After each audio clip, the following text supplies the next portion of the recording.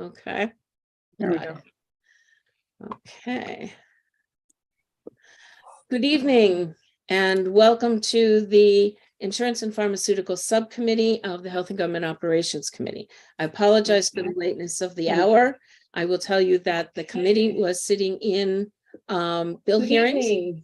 And welcome to the Insurance and Pharmaceuticals Subcommittee of the Health and Government Operations Committee. I apologize for the lateness of the hour. I will tell you that the committee was sitting in bill hearings. And welcome to the Insurance and Pharmaceuticals Subcommittee of the Health and Government Operations. And clearly we're having technical difficulties. The committee was sitting in. Bridget, why don't you turn your phone off? Okay. Pharmaceutical Subcommittee and Bridget, and clearly we're having. Bridget, turn your phone off. The committee was sitting in. Bridget, why don't you turn your phone off? Okay. Pharmaceutical Subcommittee and Bridget, and clearly we're having. Bridget, turn your phone off. If you look in the participants list as the host, you can mute her. So hover over her name and it should say mute. Okay. You should see the active microphone. Okay, let me. If you look in the participants list as the host, you can mute her. Okay. So hover over her name and it should say mute. Okay. You should see the active microphone. Okay, let me. As the host, you can mute her. There we go. And it should say mute. Bonnie, I think it might be yours. You need to turn off the YouTube so you're not listening to it. Okay. Or mute, you know. Yeah. You can mute her. There we go. But you mute it yourself, but I think what you have to do is close the YouTube on your screen. Like close the browser, you know, wherever you have.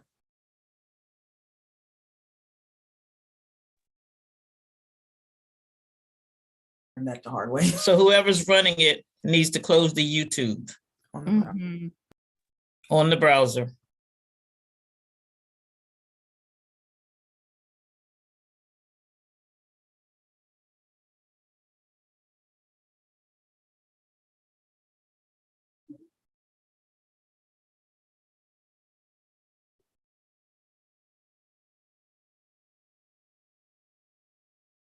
I'm trying to figure out how to do that on the browser, where the It's turn fixed. off.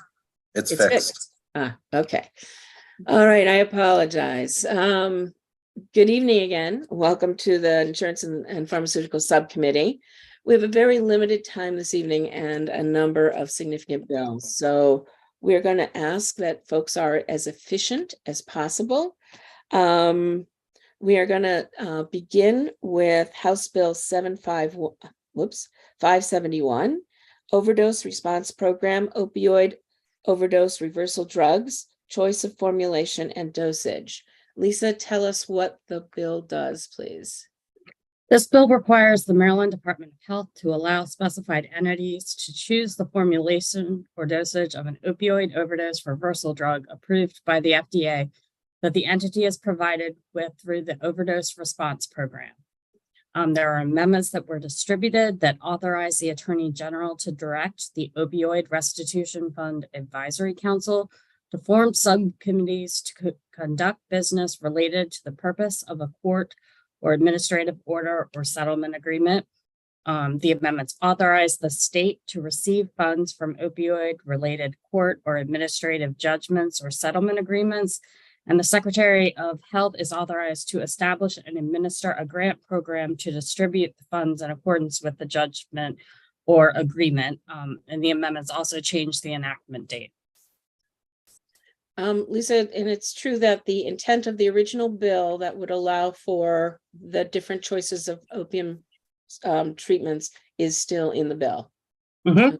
Yes. I think I saw Ms. Camarada on screen. Are you here, Kim? Do you want to, or Heather, do you want to address this really quickly in terms of why the Attorney General is asking for this amendment? Okay. It's because, you want me to tell? Yes, go ahead, Delegate Kipke. It's because they could be awarded dollars when the committee is not meeting. So it gives the AG a greater flexibility of awarding dollars and not having to wait for I don't know how many times a year they meet, but it would just give a little bit more flexibility and is consistent with what other states have done. And are you okay with those amendments? Yeah, they're good. I think they're good. Do I have any questions on the amendments? Okay, do I have a motion on the amendments? Move the amendments. I have a motion is second. Will there be anybody voting against the amendments?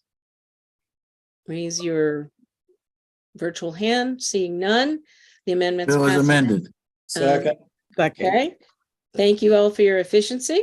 On the bill as amended, any discussion? Seeing none, is there anybody who will be voting against this bill as amended? Please raise your virtual hand. Seeing none, the bill passes unanimously. Thank you. Thank you, Delegate Kipke. Okay, we're going to go to House Bill 588, Health Insurance Qualified Resident Enrollment Program, Access to Care. Lisa. This bill requires the Maryland Health Benefit Exchange in consultation with the Insurance Commissioner and as approved by the Exchange Board to submit a federal state innovation waiver application by July 1st, 2024. The waiver application must seek to establish a qualified resident enrollment program and seek federal pass-through funding to allow qualified residents to obtain coverage through the exchange. If the waiver is approved, the exchange in consultation with the commissioner and is approved by the exchange board must establish and implement the program. There are amendments that would authorize the exchange to use federal pass-through funds for programs as approved by the federal government under an amendment to the state's 1332 waiver, and that require the exchange to submit a plan for implementing subsidies to the General Assembly within 6 months before the fiscal year in which the subsidies will be implemented. The exchange has asked for me to clarify the language just a little bit on, so just so you know, it'll look a little bit different, but this intent is staying the same. Yeah. Okay, thank you, Lisa. I can tell you as the sponsor of the bill, I'm in support of these amendments. I think Johanna is here. Johanna, are you here? I am.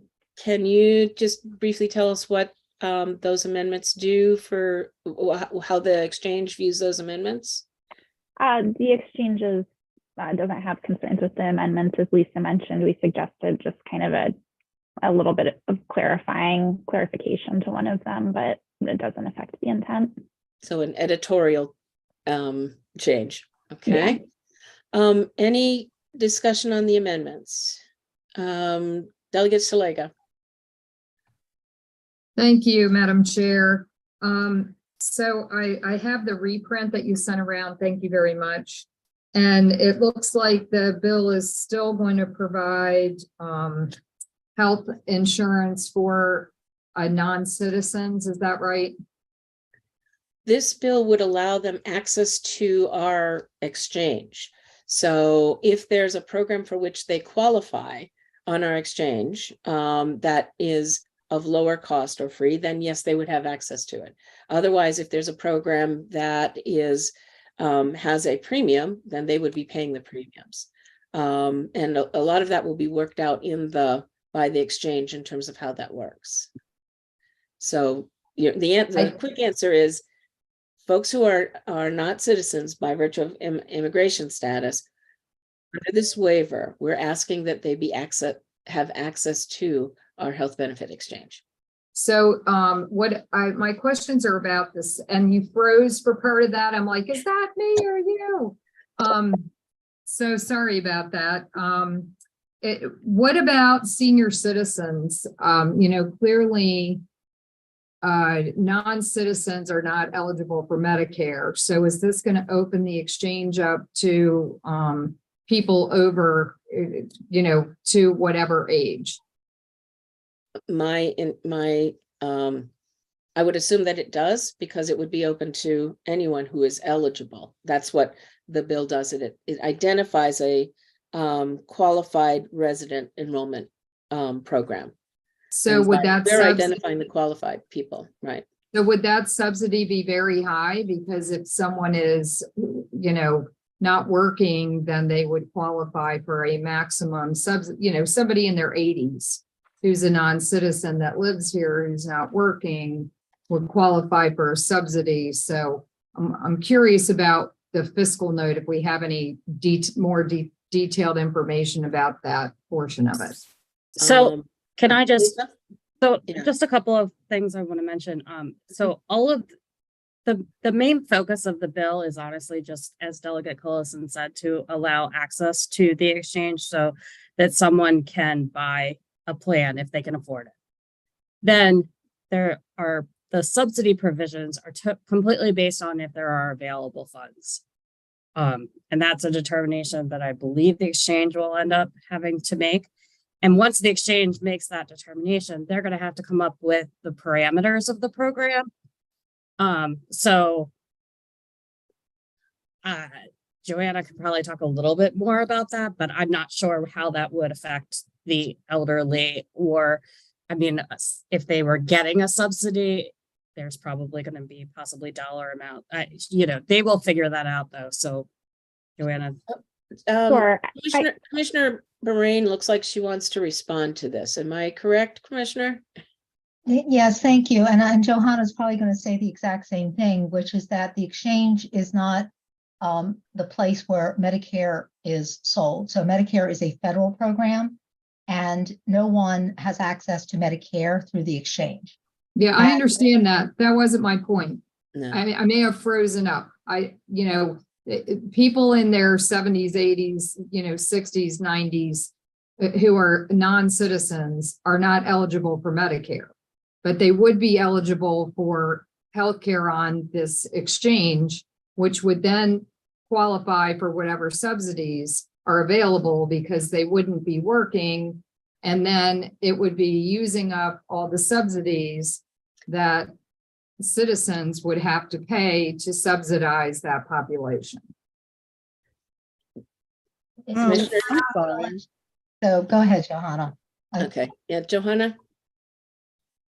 Sure. So maybe I can clarify. The way I think that I'm thinking about this bill is kind of a two-step process. The first step is that it allows people who are not legally present to buy at full price private plans on the exchange. They're not eligible for any federal programs or assistance. It wouldn't make them eligible for Medicaid, Medicare, federal Of course, right. subsidies. Yep. Yes. So that's step one. Then, as Lisa said, if there's state funding identified, and up to now there has not been, but it sort of sets up authorization to the exchange in the future. If the legislature or the state identifies funding, then we're authorized to administer a subsidy program and to set up the payment, the parameters for how that funding is distributed to undocumented individuals. But at this point, because no funding has been identified, my kind of working assumption is that we would just enable individuals to pay full price down the road. At some point, if there's funding, then this puts in place a structure for us to administer that. Well, And- don't the reinsurance money subsidize the exchange? So it's a hospital tax that's subsidizing the exchange right now. Not solely. There are different funding sources for the exchange, but what I need to remind you is what the amendments do is that if the exchange comes up with a subsidy plan or program, then it comes back to the legislature to tell us what they're doing, and so we will have another look at that before it actually goes into place, and they have to do it 6 months before before any subsidy goes into place. So we have Okay, that oversight. Okay, Thank you. Delegate Morgan. So I think we're getting our subsidies and what is subsidized and what is not subsidized really confused. I don't know if you can break that out in the individual market. The entire individual market only exists because of the subsidies. You have a bunch of money coming in from the federal government the subsidized low-income people that won't qualify on Medicaid, but they also qualified on the exchange. And then you're taxing health insurance plans of Americans, and that portion of that money is going back into the exchange for the reinsurance. I mean, there was like a $500 million balance there a couple of years ago. They took $100 million out about 2 years ago to backfill Medicaid. So to sit there and say that this program's not subsidized, it's heavily subsidized. And right now, this bill has the potential of putting 300,000 illegal aliens on the exchange in a market that only has 225,000 people. Isn't that so? It's late in the day, so I'm confused by the math at the end there. I understood. what you There's were about getting- 220, there's about 300,000 people that we always talk about not being uninsured, right? Mhm, right. I mean, those are only illegal aliens at this point. The only people in Maryland that are not insured are people here illegally, and then people that are can't afford or too cheap to pay to be on the exchange. Everybody else can get coverage somewhere else, either, right? I mean, you're So- either on Medicaid, Medicare, large group, small group, self-insured, or on the VA system, or you're on the exchange. So You're right. And in terms of, the but they were 4.5% only of people that we have are not insured. A large percentage of them are illegals. There's only about 225,000 people on the exchange in the individual market. We're talking about possibly doubling that amount of people in that market. Delegate Morgan, though, just what we were talking about earlier, though, that this bill, when it is implemented, would, for the most part, because there aren't available funds for the subsidies, would only be allowing people who can actually afford it without any subsidies to buy into a plan. But, I mean, come on, we know this is only temporary. I mean, that money, on the reinsurance fund, they took $100 million out of that 2 years ago to backfill Medicaid. It's setting a system up where you're just ripe to raise that 1% tax on everyone else's insurance to pay for the reinsurance fund. But again, I would say, we're going to take a look at that. Any plan that goes forward, we're going to take a look at it before it goes forward. So, Okay. Well, thank you for yeah. indulging me. Yeah. Any other questions or discussion on the amendments? Okay, do I have a motion on the amendments? So moved. Okay, I've got a Second, second. Okay, Move favorable with the amendments. okay, I've got a move, well, I don't have the amendments done yet. So those in favor of the amendments, please, actually, let me do, those opposed to the amendments, please raise your hands. Okay, let's see. Morgan, Kipke. Okay. Okay, I have Delegate Morgan, Delegate Szeliga, Delegate Kipke. Everyone in favor of the amendments, now please raise your virtual hands. Okay. All right, I am. Okay, so the amendments pass. Do I have a motion on the bill as amended? so moved. And I've got a motion, got a second? Second. Okay. Delegate Bandari, did you want to speak to it? No.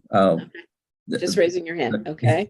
Delegate Szeliga, did you want to speak? Yes, to I the- did. I just Okay. want to ask, the fiscal note has this costing $550,000, $500,000. Is that still right? This year plus another 250 plus 250, so we're talking 1.25 million. Is that right? I thought we were having a fiscal note challenge here. I'm gonna look at Johanna in terms of, is that administrative cost? Those are administrative costs for the Yes. exchange, yes. Right. It's in That the, would- it's in the fiscal note. Delegate Tavares. Let's not forget that they are contributing $1.8 billion, immigrants are. And we have basically 723 million that they're contributing at the table, of which they see nothing in return. So at the end of the day, I mean, what we can look at is that this is minuscule compared to the contribution. And this is not just immigrants or undocumented individuals. And I think that several assumptions are being made tonight that are incorrect on that front. Thank you. Thank you, Delegate. Delegate Morgan. Oh, thank you, Madam Chair. I just wanted to straighten up that talking point.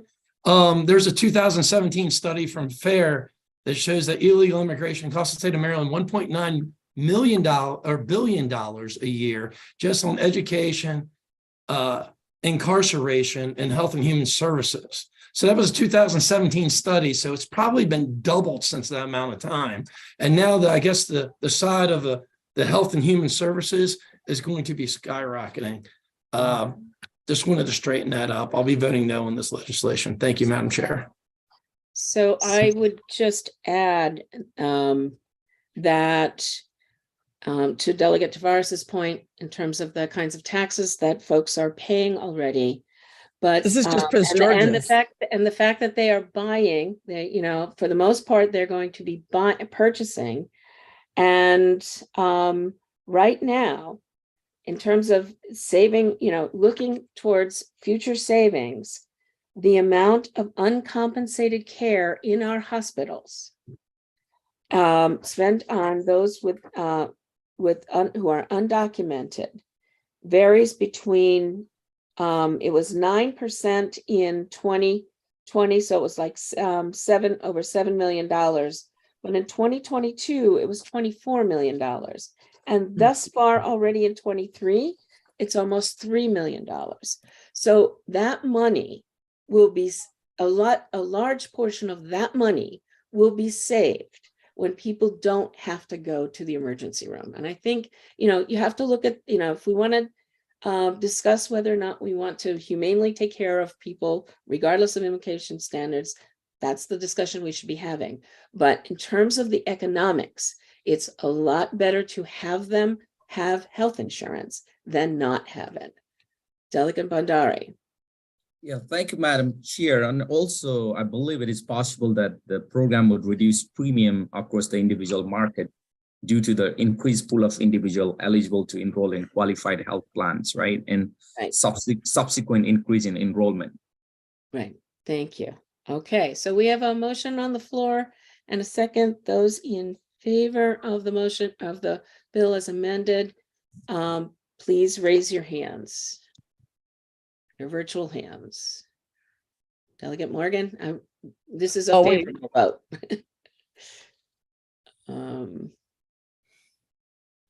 Okay. Hey, Morgan, put your hand down. I think she said in Delegate favor. Morgan. Right. I know he means to leave it up. Okay. We normally vote against bills. They always pass. He knows he wants it up. Those who are opposed to the motion, to the bill as amended, please raise your hands. Now we're doing opposition. Okay.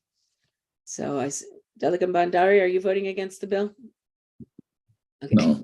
Delegate Salega, Delegate Morgan, Delegate Kipke. Okay, thank you very much. All right, motion passes. We're going to move now to House Bill 814. It's the Maryland Health Benefit Exchange, exchange-based young adult subsidies pilot program, sunset repeal. Lisa, what's the bill do? So as introduced, the bill would have repealed the termination date of the state-based young adult health insurance subsidies pilot program and make the pilot permanent.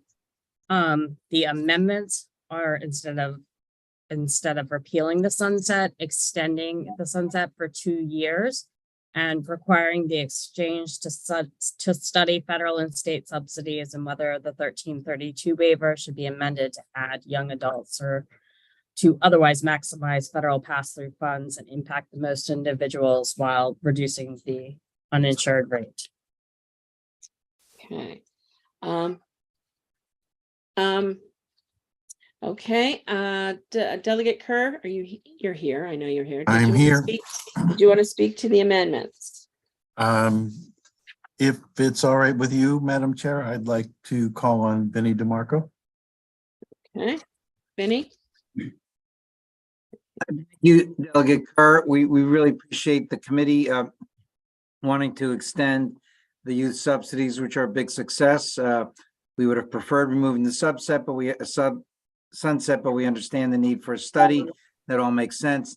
As I said last time, it would be our request to make it 2028 instead of 2026 to track when the insurance assessment is there, which is partly dedicated to youth subsidies. So if you can make it 2028, that'd be great. But if you extend it at all, we'd be very pleased. Thank you. Thank you. Any other discussion on the amendments? Move favorable? I got a favorable. Do I have a second? Second. Okay, favorable and second. Any further discussion? Those in favor of the amendments, please raise your hand. You can raise your virtual hand or your real hand. Okay. Is there anyone in opposition to the amendments? Opposition.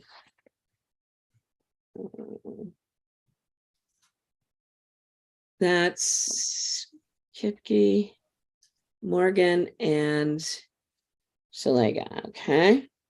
Move the bill as amended. Okay, the bill's Okay. budget is amended. I heard a second. Any discussion on the bill as amended? Okay. Delegate Shalega. Thank you, Madam Chair. Is the fiscal note still $20 million? Yes, it's continuing. Actually, It's continuing. What is 10 for it? this year and 20 for next year, so it's 30 million. Is that right? Yes. It's the, Okay, Lisa? so what the bill does is it allows the exchange to spend up to 20 million a year. They don't have to spend 20 million a year, but the bill allows them to do that. So it could be actually 40 million. No, Because it extends it for 2 years. So 20 million and 24 and 20 million and 25.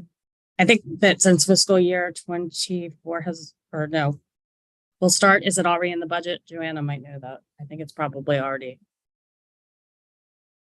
Joanna? Yes, so there is funding in FY24, I think already. I'm sorry, Joanne, I didn't hear you. Yes, there is funding in FY24, I'm pretty sure. Does it say? Yeah, there would be at least, I think there's 10 million in FY24. Okay, so 10 million Okay. now, and then 20 Up to- million next up to year. 20 million next year. Okay. Okay. Delegate Morgan? Hey, thank you, Madam Chair. I had to turn my microphone off here. I'm just questioning the bill. So we're removing the sunset. But again, I'm going to go back to the reinsurance program. That's a temporary program. So we're going to set up a permanent program This inside. bill doesn't make it permanent. The amendments make it for 2 years, and we're going to Oh, study okay. the impact. Okay, I understand. Thank you. Okay. Will there, all those in favor of the bill as amended, please raise your hands. Okay. I was going to say, how do you have a permanent program when the main funding source for the program is temporary? That's one of the reasons why we amended it. But it can also be funded through, it could be funded through other state funds or other designated funds. It doesn't necessarily have to be that money. Okay, those opposed to the bill as amended, please raise your hands. These are opposition now. Okay.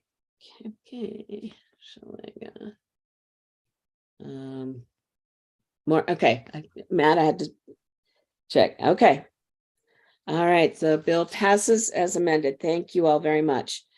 So I want to spend like just a couple of minutes on HB 813.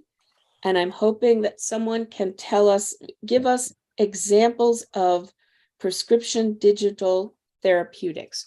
What are they? So I guess I should, Lisa, let you tell me what the bill does first. House Bill 813 requires Medicaid, subject to the limitations of the state budget, to provide coverage for prescription digital therapeutics for program recipients. There are amendments that have been offered that would strike the language that would have limited the scope of the bill to Medicaid recipients diagnosed with a substance use disorder or depression. Okay, so I'd like to just discuss this bill tonight because I want us to be more familiar with exactly what they are. So if there are one or two people who can describe what a digital therapeutic is, that would be really helpful, I think, to the members of the committee. Do I have anybody here who can do that? Is Evelyn Burton on? She was, yes. Evelyn, you want to talk to us about what this is? That's not the digital therapeutic bill. Yeah, I was going to talk about HB Oh, I'm 785. sorry. Okay. I'm sorry. We've got two different bills. I'm talking about 813 right now. Sure. And it's this is Ann Seacott. And so digital therapeutics are technology that are on your phone or tablet that are in there are all kinds of apps that exist on your phone that you can purchase. But there is a class that is authorized by the FDA. It has gone through, these are apps that have gone through clinical trials. They are your information is protected by HIPAA. You can only get them with a prescription.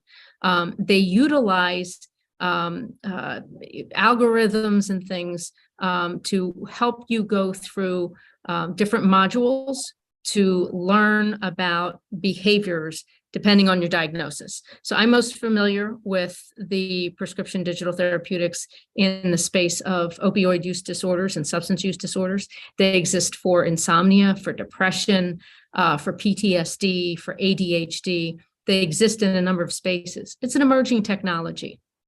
And what it does is it helps you understand behaviors, learn about strategies to perhaps change your behaviors, how you react to things. In the world of how it works with substance use disorders, these modules are based on cognitive behavioral therapy, and it helps you understand how to deal with maybe triggers, how to deal with cravings and relapse, those kinds of things. So it's an adjunct to the work that you are doing either with a therapist or if you're on some medication for your diagnosis. It doesn't replace a provider, but it works in conjunction and is proven to be effective in helping people with positive outcomes. If I may speak up, Madam Chair, this is Paul Berman from the Maryland Psychological Association. So, Paul, I saw Patrick Stone's hand first. So, thank you. Okay, Patrick. Delegate calls to be very brief, just to add to Ann's comment. Patrick Stone with OTSCA, who is in this space, has a product in stage 3 clinical trial. One thing I'll add is that Massachusetts has led in coverage of PDTs. And Oklahoma and Florida have also passed legislation recently, and there's about 6 other states that have pending legislation as well. Okay, so and Paul, you're going to tell me more about what they are? So I was just going to make it very quick, Madam Chair. So they are software programs, as Ann said, and as Patrick said, so they're approved by the FDA, cognitive behavioral programs. And they are adjuncts to therapy, and they are shown by the FDA to be effective through many different kinds of gold standard clinical trials. Okay. Thank you. I think a demonstration of one would be very useful. So I'm going to see if I can get the committee a demonstration of one and send that out. And now I'm going to do something that I am very, very sorry to do, but I have no other choice. I have to stop this meeting now because I have another commitment that I have to go to. So, which means we will not get to we can't discuss 785 tonight. Please watch your mailboxes. We will get, I will make sure that we have a good amount of time dedicated to it because I know there's still some discussion to have on it. I really, truly appreciate the work that folks have already spent on 785. And I know that a lot of progress has been made. So I'll work with Lisa and we'll see when we can get a meeting on to spend time on that. But with that, I need Delegate Kaiser, you have a question? Just confirming we're still meeting tomorrow as well after the hearings? We are meeting tomorrow after the hearings. Tomorrow's subject is pharmaceuticals and PBMs. So I suspect that will take all of our time. So You I also will- have the hospital medical debt bill. and I have the hospital medical debt bill. Yes. But we So- also have government operations tomorrow, though. No, our meeting tomorrow is after bill hearings or, yeah, it's after bill hearings. Again. Got it. Okay, Government that- ops is after the floor session. right. Yes, sir. With Okay. that, I apologize profusely, but this meeting is adjourned. Thank you. Thank you. Mila, I'll be